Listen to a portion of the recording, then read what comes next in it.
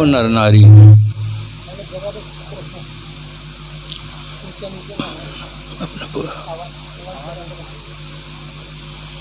उनके रंग में, रूप में, भाषा में, संप्रदाय में, मान्यताओं में, रीति रिवाजों में, वेशभूषा में बहुत बड़ा अंतर पाया जाता है, किंतु आंतरिक जगत में बिल्कुल एकता है। आप कहेंगे जहाँ इतनी बड़ी विभिन्नता पाई जाती है वहाँ आंतरिक जगत में एकता का क्या प्रमाण है?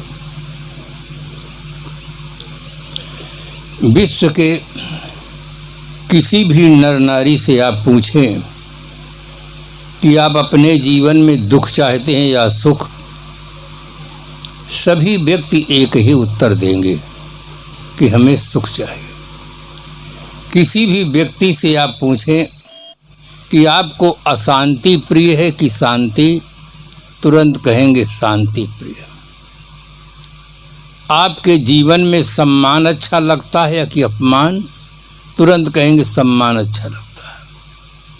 आप अपने जीवन में हानि चाहते हैं या लाभ, तुरंत कहेंगे कि हम अपने जीवन में लाभ चाहते हैं। ये आंतरिक जगत में एकता का सार्वभौम प्रमाण है। सैकड़ों आशिक हैं, दिलाराम सबका एक है, मज़हबो मिल्लत जुदा जुदा है, काम सबका एक है। विश्व में आप किसी भी देश में चले जाएं, सबके पास देखने का साधन एक ही है, वो है नेत्र। और ऐसा नहीं कि भारत के लोगों के आंखें आगे रहती हों, किसी देश के लोगों के आंखें पीछे रहती हों, ऐसा भी नहीं। पूरे विश्व में समानता है। किसी भी व्यक्ति के लिए कोई स्पेशल व्यवस्था नहीं है कि देखने के लिए उसके लिए स्पेशल व्यवस्था हो, सुनने के लिए स्पेशल व्यवस्था हो, ऐसा कुछ नहीं। जो है वो सब के लिए एक है। विश्व के किसी देश में जाकर आप पता लगाएं, मुर्दा किसी देश का कुछ भी काम नहीं करता है। चाहे विकसित राष्ट्र हो, चाहे विकासशील राष्ट्र हो, कहीं भी आप जाकर पता लगा लें, जो काम करता है वो सब जिंदा आदमी करता है। इसलिए पूरे विश्व में जो सत्य है वो सार्वभौम है, सार्वदेशिक है, सार्वकालिक है। किसी भी देश में, किसी भी समय में ऐसा नहीं था कि कोई देश का मुर्दा काम करता हो। इसलिए हमारी आस्था सत्य में होनी चाहिए। सत्य सार्वभौम चीज है, सार्वकालिक है, सार्वदेशिक है, और सत्य से ही सबका कल्याण होता है। बुद्धिजीवी मानव में एक प्रश्न उठता है कि दर्शन शास्त्र में बड़ी विभिन्नता पाई जाती है। कोई कहता है कि जगत को बनाने वाला परमात्मा है, कोई कुछ कहता है, कोई कुछ कहता है, कोई कहता है ब्रह्म सत्यम जगन मिथ्या जीवो ब्रह्मैवनापरा, कोई कहता है कि परमात्मा ने बनाया है, ईश्वर ने बनाया है। पाश्चात्य मनोवैज्ञानिक टेंसले ने लिखा है यह बात उतनी सही नहीं है कि ईश्वर ने मनुष्य को बनाया है, जितनी यह बात सही है कि मनुष्य ने ईश्वर को बनाया है। आप सोचिए, विचारों में कितनी विभिन्नता पाई जाती है। विश्व विभिन्न विचारों का केंद्र है। तो आज प्रबुद्ध मानव एक प्रश्न उठा रहा है कि वो सत्य है क्या जो सार्वभौम हो, सार्वदेशिक हो, सार्वकालिक हो। वो सत्य क्या चीज़ है? एक संप्रदाय के लिए नहीं, पूरे विश्व के सभी नर नारियों के लिए सत्य। वो सत्य क्या है? भारतीय परंपरा में बहुत सुंदर चिंतन किया गया है। साफ साफ कहा गया है, राम नाम सत्य है। शरीर सत्य है लोग बताते रहे, किंतु एक दिन उनकी आंखें खुल जाती हैं, उन्हें साफ साफ दिखाई पड़ जाता है कि शरीर सत्य नहीं है, शरीर में रहने वाला सत्य है। जब वो चला जाता है तो आँख देखती नहीं है, कान सुनता नहीं है, नाक सूंघता नहीं है, मुंह बोलता नहीं है, हाथ पैर हिलते नहीं हैं, सारी क्रियाएं बंद हो जाती हैं। जिसके रहने से सब होता है, देखना, सुनना, खाना, पीना, हंसना, बोलना, सोना, जागना, जिसके न रहने पर सब बंद हो जाता है, वो परम सत्य सत्ता, चैतन्य सत्ता है, जीव सत्ता है, आत्म सत्ता है।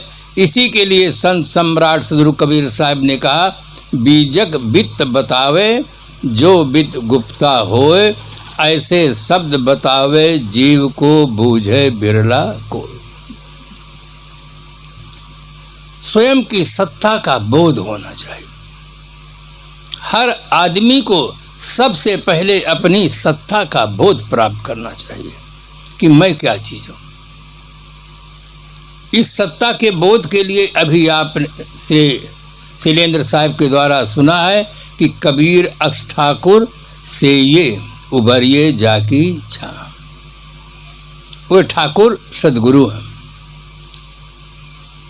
सदगुरु के छत्र छाया में रह करके वो बोध प्राप्त करना चाहिए। जीवन में दो चीज़ों की बहुत ज़रूरत है, सबको ज़रूरत है, चाहे जिस देश का नागरिक हो, चाहे जिस संप्रदाय का मानने वाला हो, चाहे गृहवासी हो, चाहे वनवासी हो, सबके लिए दो चीज़ों की बहुत ज़रूरत है। एक जीवन गुजर के लिए साधन चाहिए, वो साधन है धन, और दूसरा अच्छा जीवन जीने के लिए जो चाहिए वो है बोध, वो है ज्ञान। इन दो चीज़ों की बहुत आवश्यकता है। आज आदमी एक चीज़ के लिए तो बहुत प्रयास करता है, जीवन गुजर के लिए नीति अनीत सब प्रकार का उपयोग करता है और उसका परिणाम गलत भी आता है। एक व्यक्ति था, सीधा साधा था। बंधुओं, बहुत ध्यान से सुनना, मानव जीवन में ही विकल्प उपस्थित है। मानव जीवन में दो चीजें हैं, एक शादी है और एक साधना है। अन्य किसी जीवन में दो चीजें नहीं हैं, केवल एक चीज है। मनुष्य का परम सौभाग्य है कि उसके जीवन में विकल्प है, शादी या साधना।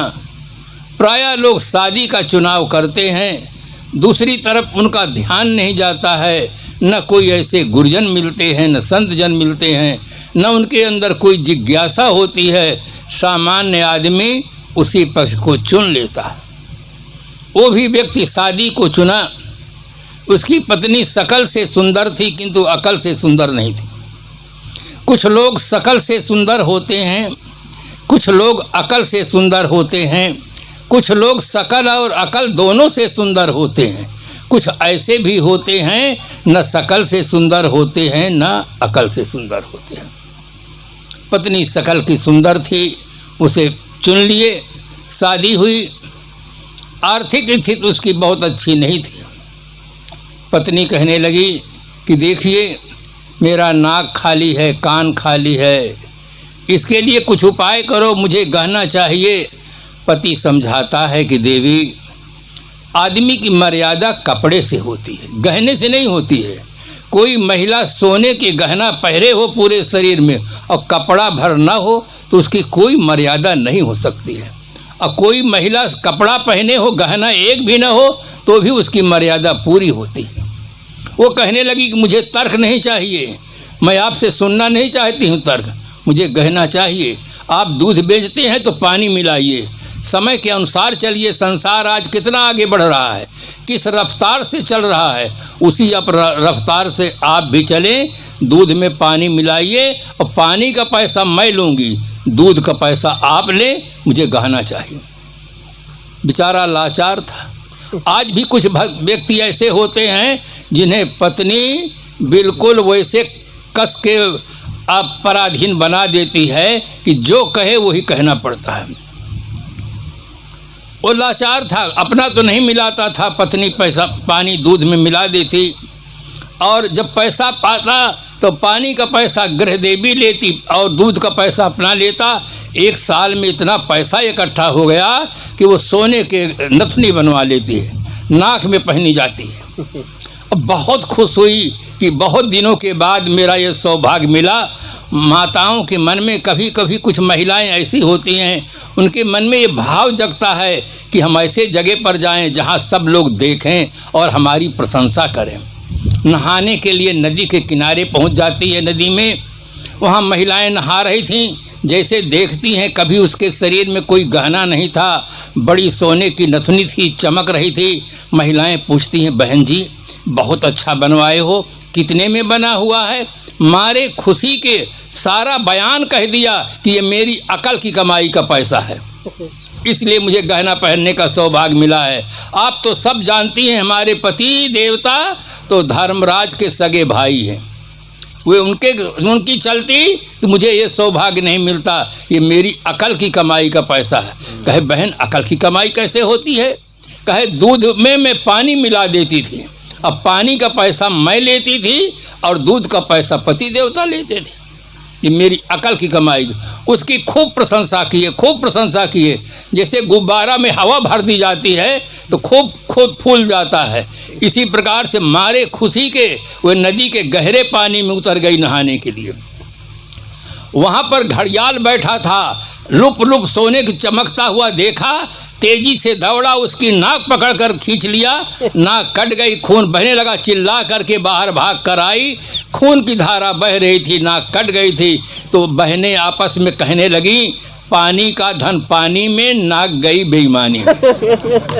पानी का धन पानी में चला गया और नाक बेईमानी में कट गई। तो आज आदमी अर्थोपार्जन में बहुत कुछ ऐसा कर रहा है, किंतु दूसरे पहलू में उसका ध्यान नहीं जा रहा है कि हमें बोध चाहिए, ज्ञान चाहिए, जिससे हमें निर्विकार जीवन जीने का सौभाग्य प्राप्त हो।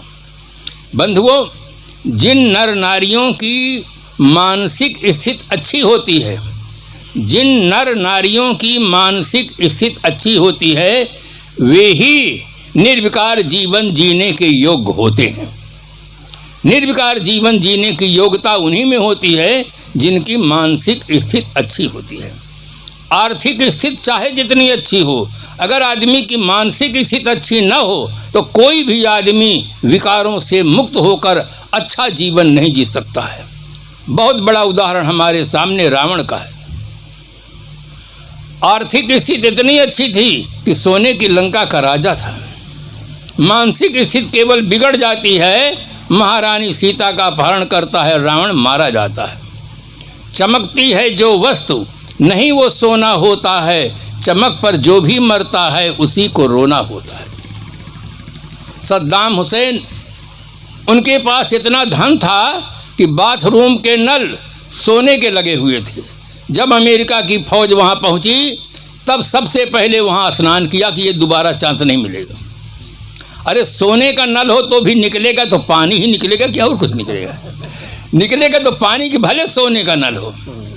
आर्थिक स्थिति इतनी अच्छी थी किंतु मानसिक स्थिति इतनी खराब हो गई थी जिसके कारण से उन्हें फांसी की सजा हो गई। राष्ट्रपति को फांसी की सजा होनी पहली घटना है। इस प्रकार से बंधुओं, आर्थिक स्थिति ठीक होने के साथ साथ अपनी मानसिक स्थिति को ठीक बनाइए। मानसिक स्थिति ठीक रहेगी तो हम लोक में सुखी होंगे, परलोक में सुखी होंगे, जीवन अच्छा होगा, भाषा अच्छी होगी, व्यवहार अच्छा होगा, स्वभाव अच्छा होगा। पहले मानसिक स्थिति जब बिगड़ती है तो आदमी का भाव बिगड़ता है, भाषा बिगड़ता है, स्वभाव बिगड़ता है, जीवन बिगड़ जाता है। हर आदमी को इस दिशा में ध्यान जाना चाहिए कि हमारा बैलेंस ठीक होना चाहिए। आर्थिक स्थिति ठीक होने के साथ साथ मानसिक स्थिति का ठीक होना अत्यंत आवश्यक है। मानसिक स्थिति पर तीन चीज़ों का गहरा प्रभाव पड़ता है। एक संग, एक साहित्य और दूसरा वातावरण। तीन का प्रभाव मानसिक स्थिति पर पड़ता है। अच्छा संग चाहिए, सत्पुरुषों का संग चाहिए, सद्ग्रंथों का अध्ययन चाहिए और अच्छा वातावरण चाहिए तो मानसिक स्थिति अच्छी होती है। इसलिए तीनों का आधार हम सबको लेना चाहिए जिससे हमारी मानसिक स्थिति अच्छी हो। संत सम्राट सदगुरु कबीर साहब ने कहा अपने मौलिकृत बीजक में, एक साधे सब साधिया। एक मन को साध लेने पर पूरा जीवन सब सज जाता है। आधुनिक युग में जो सबसे बड़ी समस्या है उसका भी समाधान यही है। अगर आदमी माइंड कंट्रोल कर लिया होता तो बर्थ कंट्रोल की समस्या ही न पैदा होती और आदमी का इतना बड़ा दुर्भाग्य नहीं होता कि उसको नसबंदी ऑपरेशन लूप लगाना पड़ता। ये मनुष्य के जीवन का बहुत बड़ा दुर्भाग्य है। इस प्रकार से वो ऐसी स्थिति में आ गया है कि जो व्यवहार जानवरों के साथ किया जाता था वो व्यवहार आज आदमी के साथ किया जा रहा है। माइंड कंट्रोल के अभाव में ये समस्या पैदा हो गई है। देश का अरबों रुपया बेकार चला जा रहा है। हजारों लाखों डॉक्टर रात दिन परेशान हैं और देश में बहुत बड़ी समस्या पैदा होती चली जा रही है। हर आदमी को सावधान होना चाहिए, जीने की कला सीखना चाहिए। आज आदमी अनेक कलाएं सीखता है, मूर्ति कला सीखता है, मकान बनाने की कला सीखता है, भोजन बनाने की कला सीखता है, किंतु जीने की कला नहीं सीखता है। आज आदमी पढ़ना सीखा, लिखना सीखा, कल कारखानों का बनाना और चलाना सीखा, नहीं सीखा तो सिर्फ जीवन जीना नहीं सीखा। आदमी को सबसे पहले जीवन जीने की कला सीखना चाहिए। जीवन जीने की कला कौन सिखाएंगे? जो जीवन के कलाकार हैं, वे विवेकी संत हैं। इसीलिए मुझे संत सम्राट सदगुरु कबीर साहब की याद आती है। कबीर साहब समग्र मानव जात के लिए एक संदेश देते हैं कि संगत कीजिए साधु, संगत कीजिए साधु की। बिना संग के कोई भी आदमी जीवन यापन नहीं कर सकता है, चाहे जो भी आदमी। जीवन यापन करने के लिए हमें संग की आवश्यकता होती है और संग का बहुत गहरा प्रभाव पड़ता है। जल है, जल को गुलाब जल का संग करा दीजिए, उससे सुगंध आने लग जाती है, और शराब का संग करा दीजिए, उससे दुर्गंध आने लग जाती है। संग का कितना गहरा प्रभाव पड़ता है। कितना ही उत्तम से उत्तम भोजन हो, जब तक वो बन करके बाहर तैयार रखा रहता है, उसमें सुगंध आती है, सेंट डाल देते हैं, बढ़िया शुद्ध घी का सामान बना रहता है, सुगंध आती है, किंतु वही भोजन जब शरीर का संग पा जाता है तो किस रूप में बदल जाता है। संग का बहुत गहरा प्रभाव पड़ता है। इसलिए सदगुरु कबीर साहब ने समग्र मानव जात के उत्थान के लिए और उन्होंने कहा कि संगत कीजिए साधु, साधु की संगत करें। आज आदमी एक प्रश्न उठा रहा है कि हम साधु की संगत क्यों करें, हमें साधु की संगत करने से क्या मिलेगा। हमारे पास रहने के लिए आलीशान बंगला है, जीविकोपार्जन के लिए कल कारखाने हैं, समाज में हमारा सम्मानित स्थान है, हमें साधुओं की संगत करने की क्या आवश्यकता है। बंधुओं, ये सब जीवन गुजर के साधन हैं। विकारों से मुक्त होने के लिए आपके पास कोई साधन नहीं। जो साधन बतलाते हैं ये विकारों से मुक्त होने के लिए, इनमें से कोई भी साधन नहीं है। मानव जीवन ही वह जीवन है जिस जीवन को पाकर हम स्वतंत्र जीवन जी सकते हैं, विकारों से मुक्त होकर के जीवन जी सकते हैं। अगर वो सीखना हो तो हमें संतों की संगत करना होगा। संतों की संगत के बिना आदमी विकारों से मुक्त नहीं हो सकता। संत साहित्य और संत संगत हटा दें तो आदमी विकारों से मुक्त नहीं हो सकता है। इसलिए सदगुरु कबीर साहब ने समग्र मानव जात के लिए एक संदेश दिया कि संगत कीजिए साधु। साधु की संगत से क्या मिलता है? खेती करने से आदमी को अन्न मिलता है, धन मिलता है, व्यापार करने से धन मिलता है, सर्विस करने से धन मिलता है। ये सब जीविकोपार्जन के साधन हैं। किंतु संतों की संगत से क्या मिलता है? संतों की संगत से सद्बुद्धि मिलती है, सद्विचार मिलते हैं, जीवन जीने की कला मिलती है, सत्य का बोध होता है, असत्य से निवृत्ति होती है, आत्मीय अंधविश्वास से हट जाता है और पवित्र जीवन जीने का सौभाग्य प्राप्त कर लेता है। इसलिए सबसे ज़्यादा आवश्यक है कि हम अपनी संगत में परिवर्तन करें। संगत कीजिए साधु। एक उदाहरण दूं जिससे हमारी माताएं बहनें भी आसानी से समझ सकें। एक मास्टर साहब थे, उनके जीवन का आदर्श था सादा जीवन उच्च विचार। इसमें आज कुछ परिवर्तन हो गया, फैशन ऊंचा निम्न विचार। फैशन तो बहुत ऊंचा है और विचार बहुत निम्न है। उनके आदर्श था सादा जीवन उच्च विचार। मास्टर साहब सही समय से विद्यालय जाते, बच्चों को खूब प्रेम से पढ़ाते, आज का काम आज करते, विद्यार्थी उनकी प्रशंसा करते, सहयोगी मास्टर प्रशंसा करते, मैनेजर प्रशंसा करते। किसी आदमी की जब कोई प्रशंसा करता है तो उसके शरीर की प्रशंसा नहीं करता। गुणाः पूजा स्थानम गुणीषु न च लिंगम न च वयः। गुणवान के गुणों की पूजा होती है, लिंग और वय की पूजा नहीं होती है। उनके ऐसे गुण थे जिसके कारण से सभी लोग उनकी प्रशंसा करते थे। उस विद्यालय में एक मास्टर साहब बड़े विनोदी प्रकृति के थे। उन्होंने कहा, मास्टर साहब आप रोज़ धोती कुर्ता पहनकर आते हैं, अरे एक पायजामा सिलवा लीजिए, कभी कभी पायजामा और कुर्ता पहन करके भी आइए। मास्टर साहब ने सोचा कि इसमें कोई ख़ास बात तो नहीं है, चलो इनकी बात मान लेते हैं। कपड़ा खरीदे, पायजामा सिलाए। सीने वाले ने थोड़ी असावधानी कर दी, पायजामा 4 अंगुल लंबा कर दिया। वो तो वैसे लंबा होता है। और मास्टर साहब कभी पहने भी नहीं थे। पहन कर जब चले तो उन्हें ऐसा लगा कि जहाँ तक चलेंगे झाड़ू लगाने की ज़रूरत नहीं रहेगी। मारे शर्म के पायजामा को उतार दिए, रख लिए हाथ में। परिवार सीमित था। हमारी सरकार कहती है छोटा परिवार सुखी परिवार। परिवार में माँ थी, बहन थी, पत्नी थी और स्वयं थे। कुल 4 ही सदस्य थे। सबसे पहले माँ के पास जाते हैं, माँ को प्रणाम करते हैं। ये आदर्श है। हमारे ऋषियों ने सबसे पहले माँ को याद किया है। जो लोग कहते हैं साधु महात्मा नारी की बहुत निंदा करते हैं, वे साहित्य को ठीक से पढ़ें। हमारे ऋषियों ने, संतों ने सबसे पहले माँ को याद किया, मातृदेवो भव कहा, फिर बाद में पितृदेवो भव कहा, आचार्य देवो भव कहा, अतिथि देवो भव। माँ का सबसे बड़ा उपकार है। माँ जिस प्यार से, जिस भाव से बच्चे का लालन पोषण करके बड़ा बना देती है, दुर्लभ है। माँ को प्रणाम करके कहते हैं, माँ एक पायजामा सिलाया हूँ, 4 अंगुल लंबा हो गया है, समय मिलने पर काट के सिल के रख देना। माँ ममता की मूर्ति।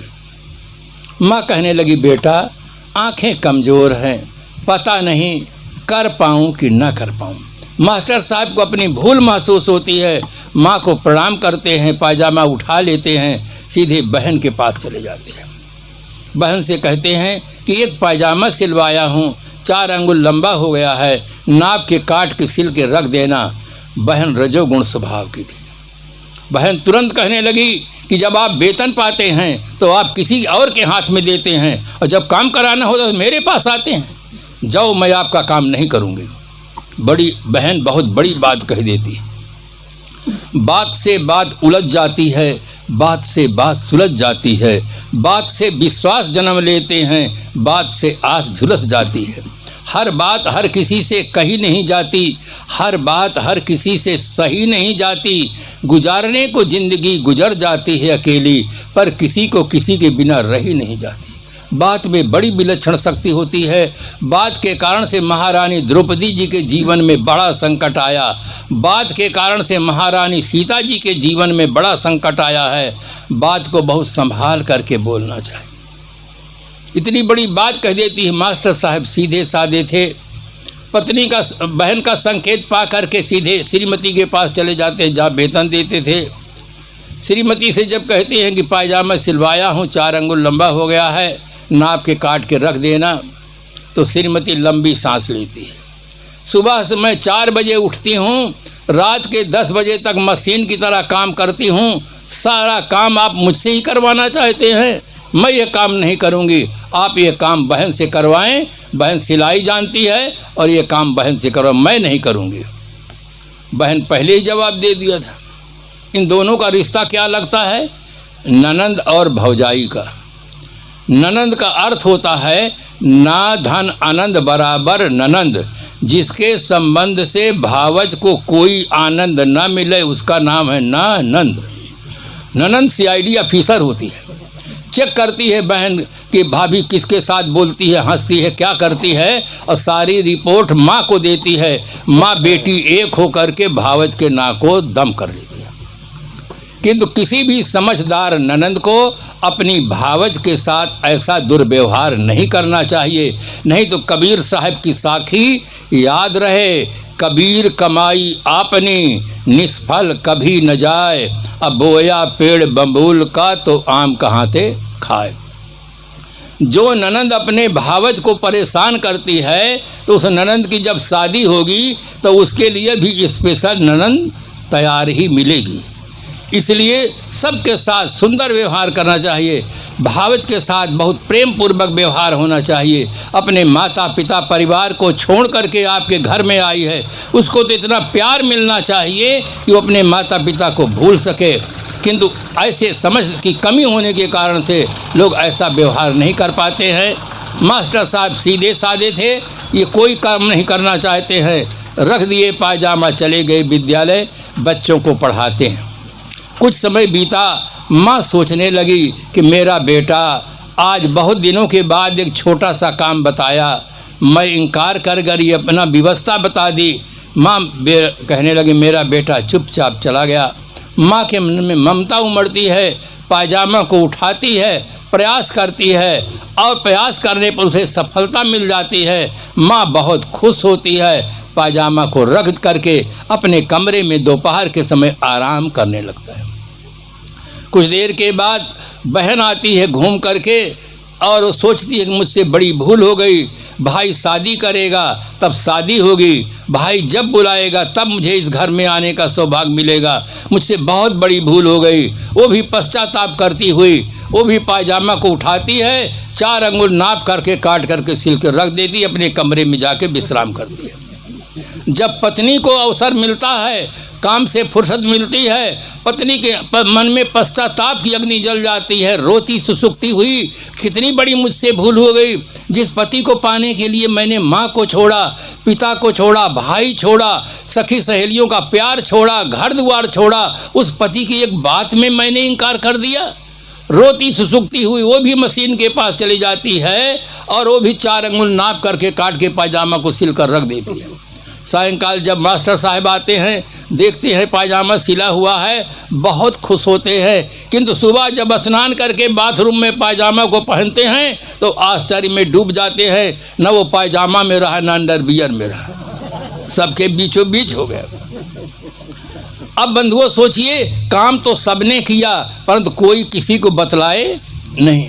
तो सद्बुद्धि के अभाव में बंधुओं नोट करना, हमारी 3 चीज़ें बेकार हो जाती हैं, समय, श्रम और संपत्ति।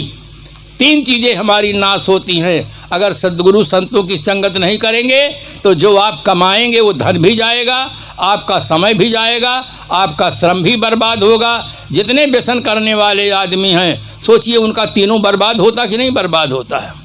विकारों में फंस करके आदमी का इन तीनों चीज़ों का बेकार होता है, समय भी चला जाता है, श्रम भी चला जाता है, संपत्ति भी चली जाती है। इन विकारों के कारण से आदमी अपना कल्याण नहीं कर पाता है। इसलिए जीवन में सद्बुद्धि की महती आवश्यकता है और सद्बुद्धि मिलती है संतों की संगत से। गांधी जी ने अपनी प्रार्थना में कहा था, ईश्वर अल्लाह तेरे नाम सबको सन्मत दे भगवान। सबको सन्मति, सबको संपत्ति दे भगवान नहीं कहा। अगर सबको संपत्ति दे भगवान गांधी जी कहते तो राजनेताओं को बहुत खुशी होती, तब उनको फिर इस प्रकार से आंदोलन नहीं चलाना पड़ता कि गरीबी मिटाओ। वास्तव में सद्बुद्धि की आवश्यकता है। गरीबों का आप जीवन देखें, गरीबी का मूल कारण क्या है? गरीबी का मूल कारण है अज्ञान।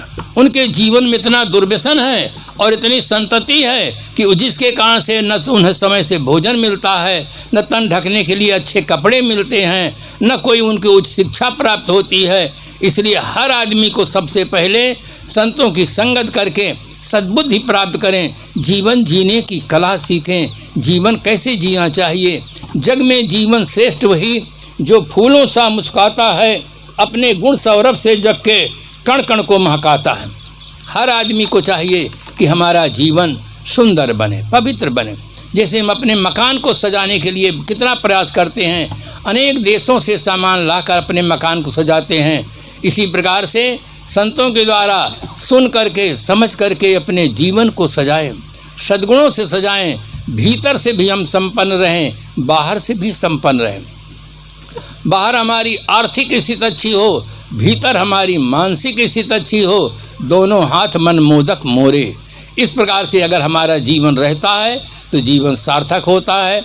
समस्त जो हमारे संत गुरुजन हैं, ये जीवन के संबंध में ही संत सम्राट सदगुरु कबीर साहब की चाहे उदाहरण लें, चाहे रामायण गीता भागवत का उदाहरण लें, सुना सुना करके एक सज्जनों को, देवियों को एक सुंदर प्रेरणा देते हैं कि मानव अपने भाग्य का स्वयं विधाता है।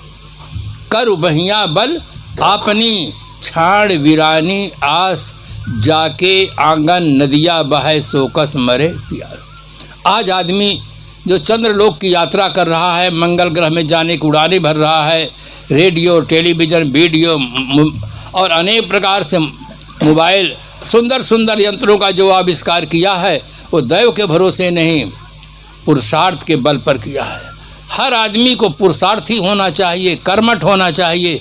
हम जिस क्षेत्र में हैं उस क्षेत्र में खूब पुरुषार्थ करें और श्रम करें, जिससे कि हमें उस क्षेत्र के संबंध में अच्छी तरह से सफलता मिले। जीवन के संबंध में केवल मनुष्य खानी ही एक ऐसी खानी है जिस जीवन को पाकर हम विकारों से मुक्त हो सकते हैं, सद्गुण सदाचार निष्ठ जीवन जी सकते हैं, अपने जीवन को धन्य बना सकते हैं। ऐसी भूमिका पा करके भी जो लोग चूक जाते हैं, उनके लिए सद्गुरु कबीर साहब ने कहा, कहाँ है कबीर पाछे पछतइहो, या घर से जब हुआ घर जइहो। मनुष्य खाने से जब चूक जाओगे, पशु पक्षी खाने में चले जाओगे, बहुत पश्चाताप करोगे। आज सुनहला चांस मिला है, जो जीवन बीता है वो तो बीत गया है, जो जीवन बचा है उसे बंधुओं बचाओ। आपके मन में एक सुंदर भावना होनी चाहिए कि अस प्रभु कृपा करो यही भांति, सब तज भजन करो दिन राति। जो शेष जीवन है वो जीवन भजन भक्ति में बिताओ, पुण्य कर्मों का संपादन करो, पाप कर्मों का दूर करो और छोटे छोटे नन्हे मुन्ने बच्चे को अच्छे संस्कार दो। ये बच्चे ही हमारी असली संपत्ति हैं। अगर ये बच्चे होनहार निकल जाते हैं तो अपना तो सुखी रहते हैं, माता पिता की भी वृद्ध अवस्था में सेवा करते हैं, प्रणाम करते हैं। इनको अच्छे संस्कार मिल जाते हैं तो आपके धन का सदुपयोग करते हैं। अगर इनको अच्छे संस्कार नहीं मिले, अच्छे संस्कार नहीं मिले तो ये धन का भी दुरुपयोग करते हैं, कुल की मर्यादा में भी प्रश्न चिन्ह लगा देते हैं। इसलिए हर व्यक्ति को सावधान रहना चाहिए, इनको छोटेपन से अच्छे संस्कार को देना चाहिए। श्रीमद् भागवत महापुराण में एक बहुत सुंदर कथा आती है, राजा ऋषभदेव की कथा। कथा को बहुत ध्यान से सुनना चाहिए। व्यथा मिटने का केवल एक उपाय है, कथा को सुनना। जैसे कपूर को हम कुछ न करें, खुले रूप में रख देते हैं तो कपूर अपने आप में उड़ जाता है। इसी प्रकार से कथा को सुनने से मन की व्यथा मिट जाती है। और राजा ऋषभदेव अपने पुत्रों को उपदेश देते हैं कि जिसके रहने से माँ माँ कहलाती है, पिता पिता कहलाता है, पति पति कहलाता है, पत्नी पत्नी कहलाती है, गुरु गुरु कहलाता है, शिष्य शिष्य कहलाता है। जिसके न रह जाने पर माँ माँ नहीं रह जाती, पिता पिता नहीं रह जाता, पति पति नहीं रह जाता, पत्नी पत्नी नहीं रह जाती, गुरु गुरु नहीं रह जाता, शिष्य शिष्य नहीं रह जाता। वो तत्व क्या है, उस पर विचार करो, चिंतन करो। कितना सुंदर उपदेश दिया है। हर पिता को चाहिए कि अपने बच्चों को यही उपदेश दे कि उसका अनुसंधान करो। जिसके रहने से माँ माँ है, न रह जाने पर मिट्टी हो जाती है, शमशान में पहुंचाकर आग लगाकर फूंक देते हैं। वो तत्व क्या है? अगर वो उधर आदमी की दृष्टि चली जाए तो उसके जीवन का लक्ष्य बदल जाता है। नजरें बदली तो नज़ारे बदल गए, किश्ती ने रुख बदला तो किनारे बदल गए। थोड़े से परिवर्तन में बहुत बड़ा परिवर्तन निहित होता है। हम आप देखते हैं, नल को एक दिशा में घुमा देते हैं तो पानी गिरने लग जाता है, और दूसरी दिशा में घुमा देते हैं, उसी नल से पानी गिरना बिल्कुल बंद हो जाता है। घुमाने की दिशा में परिवर्तन करना चाहिए। जो आदमी अपने को शरीर मान लेता है, उसके जीवन का लक्ष्य हो जाता है ईट ड्रिंक एंड बी मेरी, खाओ पियो मौज उड़ाओ, मन को मत कल्पाओ। और जिस आदमी को स्वसत्ता का बोध मिल जाता है कि मैं शरीर नहीं हूँ, शरीर में रहने वाला चेतन हूँ, आत्मा हूँ, वो अपनी शक्ति को जब समझ लेता है सारे विकारों को छोड़कर शुद्ध जीवन, पवित्र जीवन जीने का सौभाग्य प्राप्त करता है। तो संतों की संगत से, सद्ग्रंथों का आधार लेकर के अपने जीवन को दिव्य बनाएं, सुंदर बनाएं।